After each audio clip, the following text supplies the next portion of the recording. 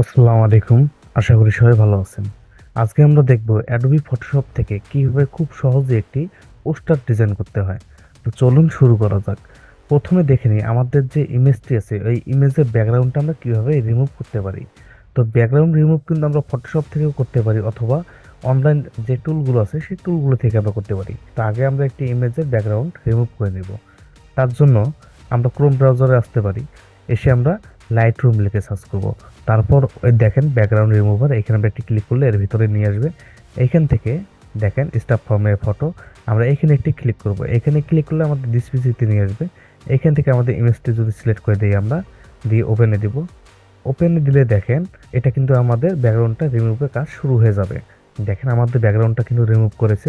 এবার যদি আমরা একটা ডাউনলোডে দিই তো এটা কিন্তু আমাদের ডাউনলোড হয়ে আমাদের দিস পিসিতে ডাউনলোড ফোল্ডারে এটা সেভ হয়ে থাকবে। এবার আমরা আমাদের ফটোশপটি ওপেন করে নেব। এখানে দেখেন ক্রিয়েট নিউ, আমরা এখানে একটি ক্লিক করে আমরা একটি হার্ডবোর্ড নিয়ে নেব। তো এখানে আমি 2000 বাই 2000 সাইজে একটি হার্ডবোর্ড নিলাম, আপনারা এটা নিতে পারেন। তো এটা নেওয়ার পর এখানে আমরা প্রথমে একটি ব্যাকগ্রাউন্ড আনবো। এই ব্যাকগ্রাউন্ডগুলো আমরা কোথা থেকে পাবো? আমরা যদি ধরেন প্রিন্টারেস্টে আসি, এখানে এসে যদি আমরা ব্যাকগ্রাউন্ড লিখে সার্চ করি তো অসংখ্য ব্যাকগ্রাউন্ড কিন্তু আমরা পেয়ে যাবো। আমরা এখান থেকে কিন্তু ব্যাকগ্রাউন্ডগুলো ইউজ করতে পারি। তো আমরা ব্যাগে আসি একটু। ওকে, এখানে দেখেন আমি একটি ব্যাকগ্রাউন্ড রেখেছি এইখানে।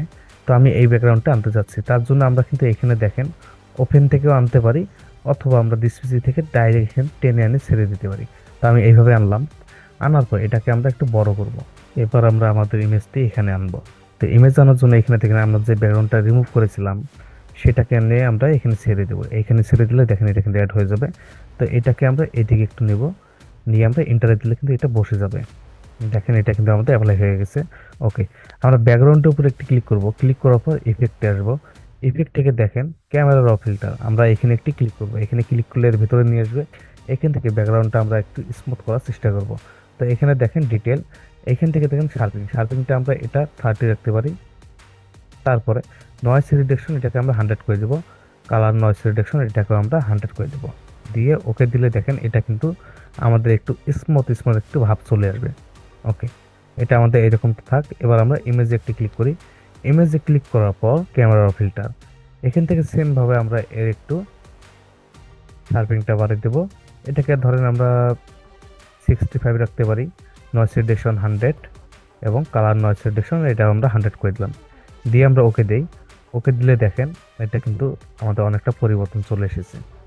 আবার আমরা ফিল্টারে আসবো, ফিল্টার থেকে ক্যামেরা ফিল্টার। এবার আমরা শার্পিংটা আরেকটু বাড়িয়ে দেবো। এবার আমরা 30 রাখি।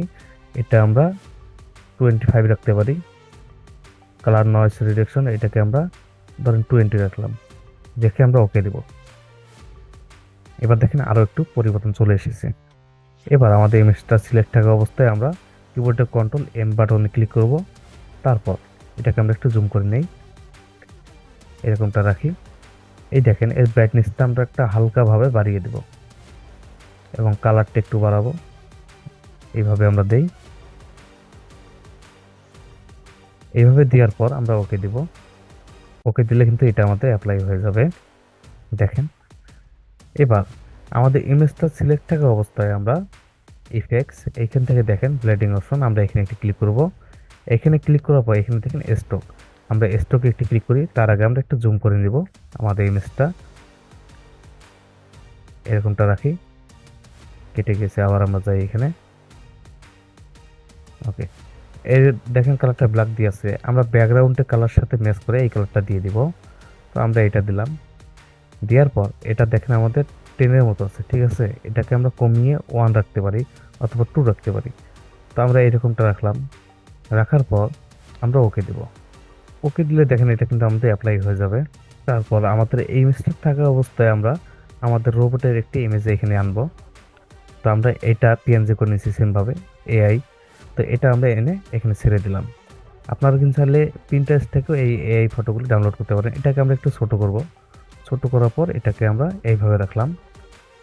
রাখার পর আমরা এন্টারে দিব। এন্টারে দিলে কিন্তু এটাও অ্যাড হয়ে যাবে। সেমভাবে আমরা ফিল্টার থেকে ক্যামেরা ফিল্টার, এখান থেকে শেয়ার শার্পিং নয়েজ রিডাকশন এটাকে আমরা একটু বাড়িয়ে দিব। তো এটাকে আমরা ধরেন 80 রাখলাম। এবার নয়েজ রিডাকশন এটা 100, কালার নয়েজ রিডাকশন এটাও 100।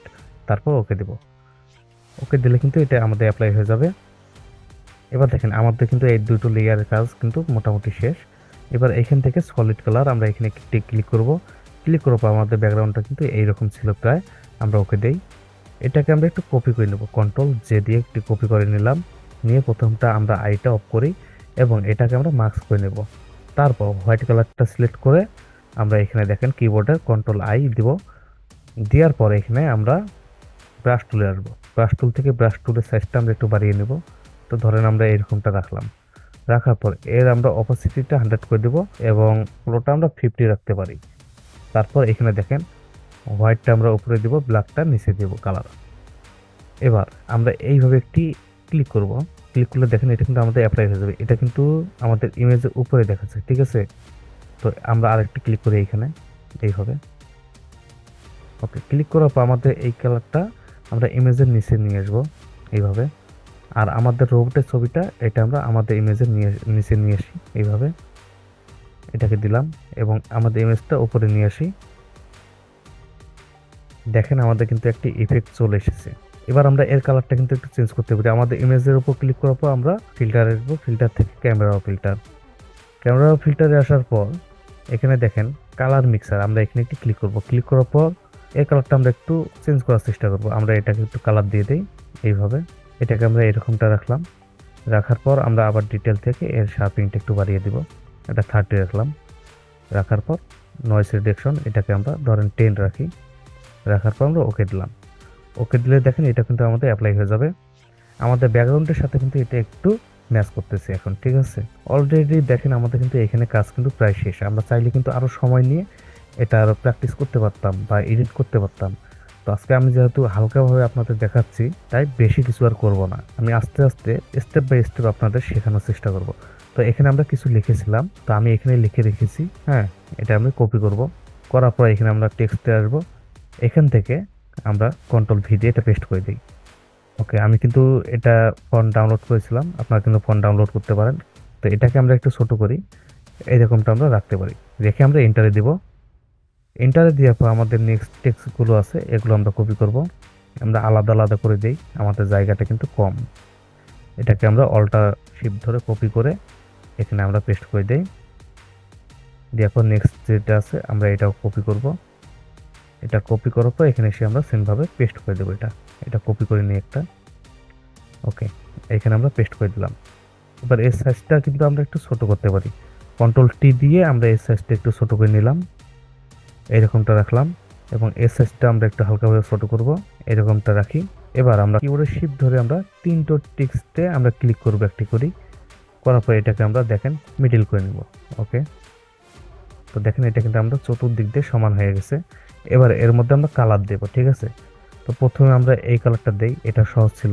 এখানে আমরা একটু ক্লিক করার পর আমরা এফেক্টসে চলে আসবো। এখান থেকে দেখেন গার্ডিয়ান, এই গার্ডিয়ানে ক্লিক করার পর আমরা একটু জুম করে নিই। এটা দেখেন আমার কিন্তু একটি কালার সিলেক্ট ছিল, তাই কিন্তু এটা চলে এসেছে। তো আপনারা আপনাদের মন অনুযায়ী আপনার কালার দিয়ে দেবেন, আপনার কীরকম চাচ্ছেন আপনারা এখানে কালার দিয়ে দিবেন। তারপরে এই স্ট্রোকটা আমরা একটু ব্ল্যাক দিই যেন এটা বুঝতে সহজ হয়। তো এটা আমরা ব্ল্যাক দেব। ব্ল্যাক দিয়ে এর সাইজটা আমরা 10 রাখতে পারি। 10 রাখলাম। 10 রাখার পরে এখানে দেখেন ইনারগুলো, এইখানে আমরা একটু ক্লিক করব। এটা আমাদের রেড দিয়ে আছে, তো আমার এই ডিজাইনের সাথে রেডটা ভালো যাচ্ছে, তাই আমি রেড দিয়েছি। আপনারা চাইলে পরিবর্তন করতে পারেন এগুলো। তো আমি এটা 51 রাখলাম। অপাসিটি 51 রাখার পর এটা আমরা হোয়াইটটা রাখি।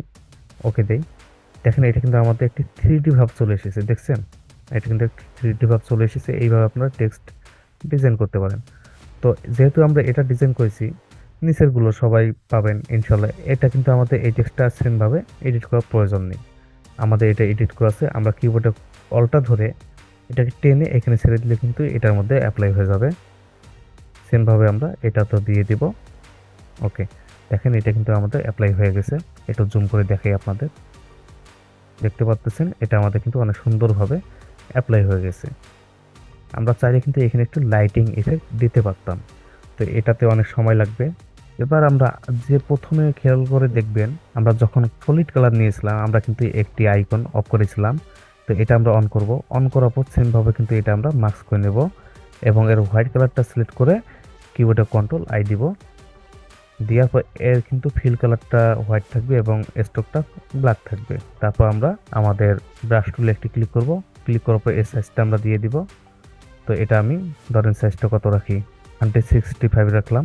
রাখার পর এটাকে আমরা একটু জুম করব, করার পর এখানে আমরা একটি ইফেক্ট দেওয়ার চেষ্টা করব, ঠিক আছে। তো এটার অপাসিটি আমাদের 100 আছে, এটা আমরা চাইলে 50 রাখতে পারি। 50 রেখে আমরা এইভাবে একটু হালকাভাবে ব্রাশ করব, এখানে একটি ইফেক্ট দেওয়ার চেষ্টা করব আমরা।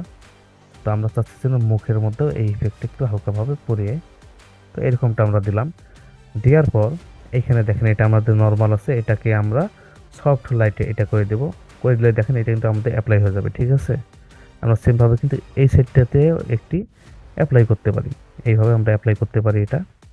ওকে, দেখেন এটা কিন্তু আমাদের অ্যাপ্লাই হয়ে গেছে। তো ডিজাইনটি কিন্তু আমাদের আর সুন্দর দেখাচ্ছে। দেখেন আমাদের কিন্তু অলরেডি ডিজাইনটি কমপ্লিট। আপনারা কিন্তু এটা অতি সহজভাবেই করতে পারবেন। যদি ভিডিওটি আপনাদের একটু উপকারে আসে থাকে অবশ্যই লাইক করবেন, এবং আপনাদের কোনো মন্তব্য থাকলে কমেন্টে বলতে ভুলবেন না, আমি উত্তর দেওয়ার চেষ্টা করব। আর যারা এখন পর্যন্ত চ্যানেলটি সাবস্ক্রাইব করেননি অবশ্যই চ্যানেলটি সাবস্ক্রাইব করবেন, এবং কথা হবে আগামী ভিডিওতে। ধন্যবাদ।